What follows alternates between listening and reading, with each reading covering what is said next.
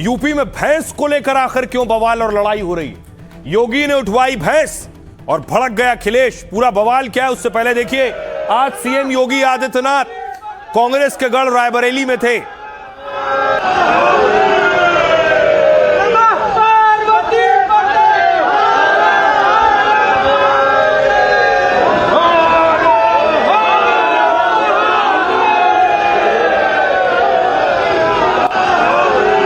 और देखिए योगी त्रिशूल उठा रहे थे रायबरेली में। यह तस्वीर आपको याद है लखनऊ में, जहां पुलिस वाले की गर्दन पकड़ ली एक युवक ने और पुलिस गई थी अवैध भैंसों पर एक्शन लेने, जो अवैध तरीके से रखी थी। स्थानीय लोग पुलिस पर टूट पड़े थे। देखिए नहीं पुलिस बना वीडियो लड़के को छाड़ा तेरा लड़के देखो क्या है तेरा क्या लड़के को छाड़ा कर क्या नहीं पुलिस वाला तो क्या करोगे पुलिस वाला छोड़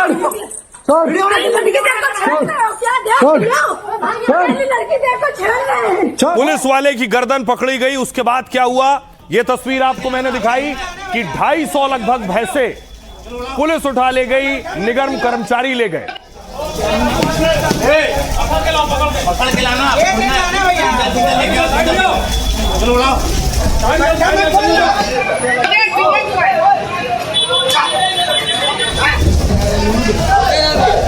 उसके बाद देखिए निगम अपना वाहन लेकर आया और वाहन में एक एक भैंस को उठा कर ले गया। दावा था अवैध रूप से यहां व्यापार हो रहा था, भैंस रखकर दूध की बिक्री की जा रही थी, जिसे नगर निगम ने अवैध बताया। नगर निगम का कहना था नियम है 1 से 2 भैंस रख सकते हैं, लेकिन यहां व्यापार हो रहा था अवैध तरीके से।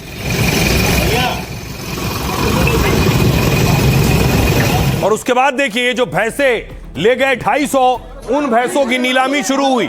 आज नीलामी हो रही थी, नीलामी में बवाल होने लगा।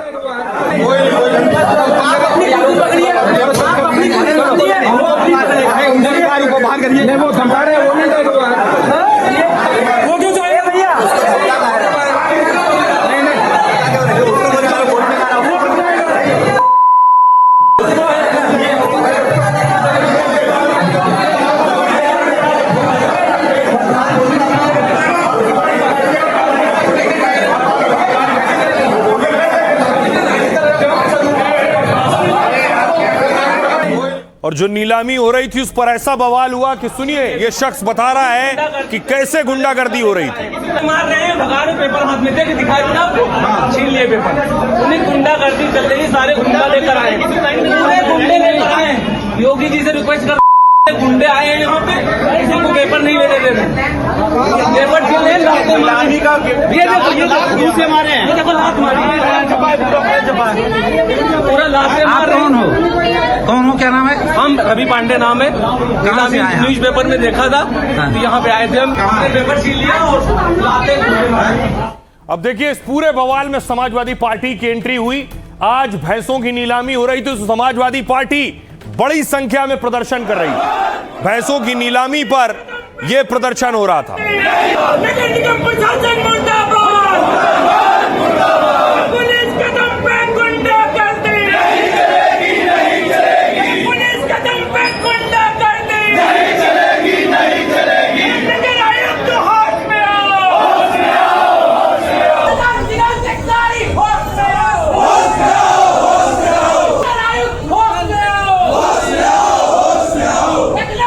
और उसके बाद कार्यकर्ताओं की पुलिस के साथ बहस शुरू हुई। देखिए पुलिस पहुंची है, कार्यकर्ता से बहस हो रही है।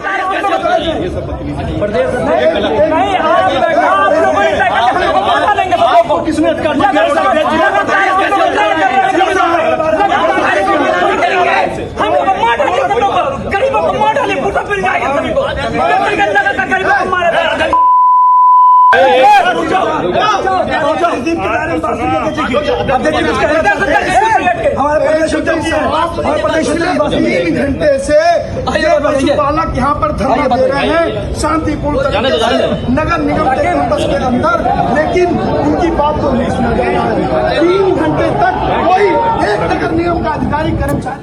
पुलिस बहुत देर तक समझाती बुझाती रही। जब बात नहीं बनी तो पुलिस ने देखिए कार्यकर्ताओं को उठाना शुरू किया।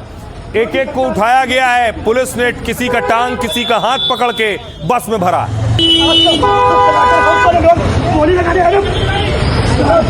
योगी सरकार कहती है कि भाई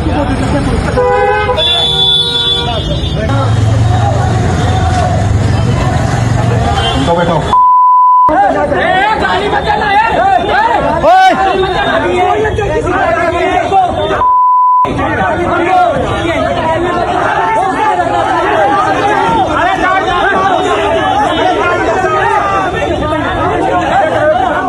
और देखिए, जिनकी भैंसें उठाई गई थी 250 भैंसें 50 लाख से ज्यादा में नीलामी हुई, उन परिवारों से आज अखिलेश यादव मिले।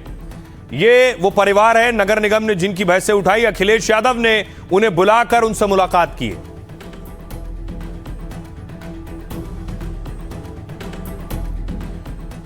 आइए अब आपको बताऊं कि आखिर भैंसों की नीलामी पर बवाल क्या हुआ और क्यों हुआ। लखनऊ में आज भैंसों की नीलामी के वक्त यह बवाल हुआ। नगर निगम में 241 भैंसों की नीलामी के लिए लाखों की बोली लगी। ये वही भैंसें हैं जिन्हें 6 दिन पहले छापेमारी में पकड़ा गया था। आज की नीलामी में एक एक भैंस का बेस प्राइस था 21,000 रुपए, यानी 21,000 की बोली से भैंसों की नीलामी शुरू हुई। दावा है सभी भैंसें 58,89,000 रुपए में नीलाम हुई। नीलाम हुए भैंसे किसी खास नस्ल की नहीं, सामान्य डेयरी भैंस हैं।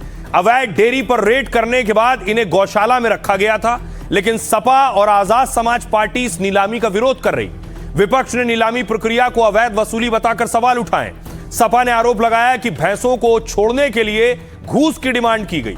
मेयर ने भैंसों को वापस करने के लिए 1 लाख रुपए की घूस मांगी, लेकिन प्रशासन ने इन सभी आरोपों को पूरी तरह से निराधार बताया। कहा गया कि डेयरी संचालकों ने नगर निगम टीम पर हमला किया। नियमों के अनुसार नीलामी हो रही है जिसमें मूल मालिक भाग नहीं ले सकते हैं। दरअसल निगम कानूनी प्रक्रिया के तहत भैंसें नीलाम कर सकता है। नीलामी से पहले इसका विज्ञापन निकाला जाता है। आमतौर पर मालिक को दावा करने के लिए 1 हफ्ते दिए जाते हैं, लेकिन अवैध भैंसों की जब्ती में मालिक दावा भी नहीं कर सकता है क्योंकि अवैध तरीके से इन्हें रखा गया था।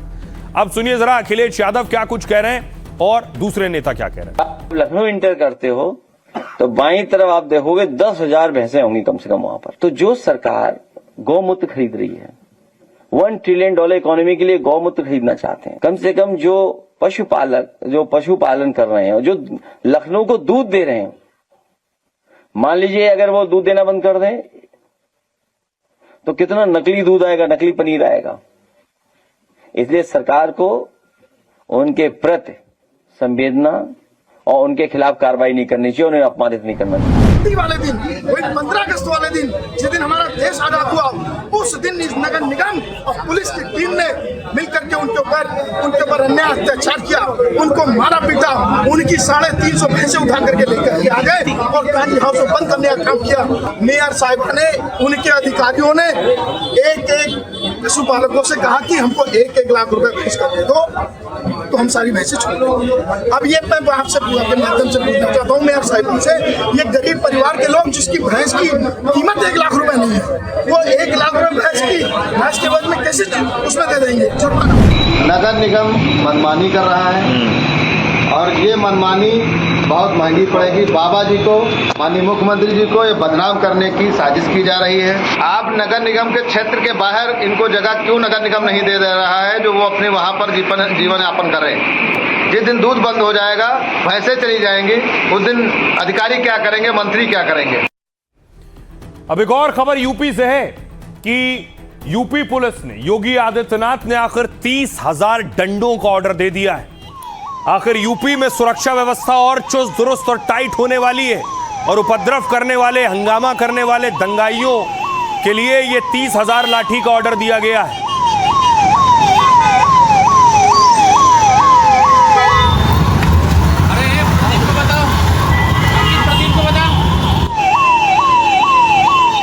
अब देखिए क्या है ऑर्डर और कौन कौन सी चीजों का ऑर्डर दिया गया है यूपी में। दंगाइयों से निपटने के लिए सीएम योगी ने बड़ा फैसला किया है। यूपी में पुलिस फोर्स को और हथियार और ढाल दिए जाएंगे। योगी सरकार ने 90,000 सुरक्षा उपकरण खरीदने का ऑर्डर दिया है और इन उपकरणों के लिए करीब 30 करोड़ रुपए जारी कर दिए गए। सबसे ज्यादा चर्चा यूपी में 30,000 लाठियों के ऑर्डर की है। पुलिस को खास पीवीसी यानी प्लास्टिक की मजबूत लाठियां दी जाएंगी। पुलिस भीड़ नियंत्रण या दंगा रोकने के लिए इसका इस्तेमाल करती है। ये बांस या लकड़ी की लाठी के मुकाबले हल्की और कम खतरनाक होती हैं, यानी प्रदर्शनकारियों को नुकसान पहुंचाने से ज्यादा डराने के काम आएंगी। पुलिस फोर्स को मिलने वाली हर लाठी की कीमत करीब 500 रुपए होगी। इसके अलावा पुलिस को भीड़ के हमले से बचाने के लिए भी खास इंतजाम किए जा रहे हैं। योगी सरकार ने 30,000 खास हेलमेट खरीदने का भी ऑर्डर दिया है। पुलिस को मिलने वाले हर हाईटेक हेलमेट की कीमत है 2,600 रुपए, यानी 2,600 रुपए। यह हेलमेट पुलिस को ईंट, पत्थर और बोतल जैसे हमलों से बचाएगी। साथ ही कुछ दिनों पहले दिल्ली में प्रदर्शन में काफी पुलिस वाले घायल हो गए थे। इस तरह के प्रदर्शन यूपी में हो तो पुलिस वाले ज्यादा चोटिल ना हो, इसके लिए योगी ने 30,000 शील्ड यानी ढाल खरीदने को कहा है। एक पीवीसी शील्ड यानी प्लास्टिक की खास ढाल 4,000 रुपए की होगी, यानी यूपी पुलिस अब पहले से ज्यादा और तैयार होगी। सुनिए सीएम योगी आदित्यनाथ। उन्होंने लूटा है, प्रदेश को गुंडा प्रदेश बना दिया था, गरीबों की जमीनों पे कब्जा करते थे, बेटी की सुरक्षा में सेंध लगाते थे, कोई सुरक्षित नहीं था। रोज दंगा, रोज फसाद, पर्व और त्योहार के पहले लोगों की खुशी छीन ली जाती थी। कोई बेटी की सुरक्षा में सेंध लगाएगा, किसी बहन को छेड़ेगा तो मान के चलिए कि यमराज के घर जाने का उसका रास्ता तय हो गया है, अब नहीं छेड़ सकता। एक सुरक्षा की गारंटी आधी आबादी को, दंगा मुक्त और कर्फ्यू मुक्त यूपी, तो विकास हो रहा है। वे लोग कर नहीं पाए थे, लेकिन आक्षेप जरूर लगाते हैं। अब देखिए जरा, योगी कह रहे हैं महिला सुरक्षा के लिए बहुत जरूरी है कि पुलिस बाकायदा संसाधनों के साथ रहे। योगी आज कहां थे, वो तस्वीर देखिए। योगी आज अन्नप्राशन करा रहे थे बच्ची को।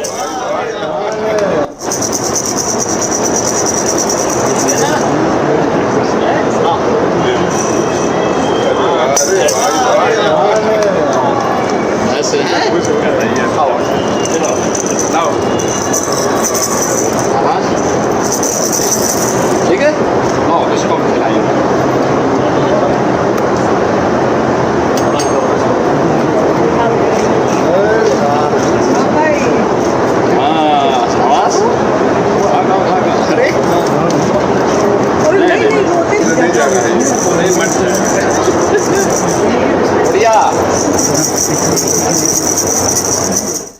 अब योगी आदित्यनाथ ने महिलाओं को तोहफा दिया है। तोहफा क्या है मैं आपको बताऊं, उससे पहले तस्वीर देखिए, क्योंकि रक्षाबंधन आ रहा है। बच्चियों ने आज सीएम योगी को राखी बांधी।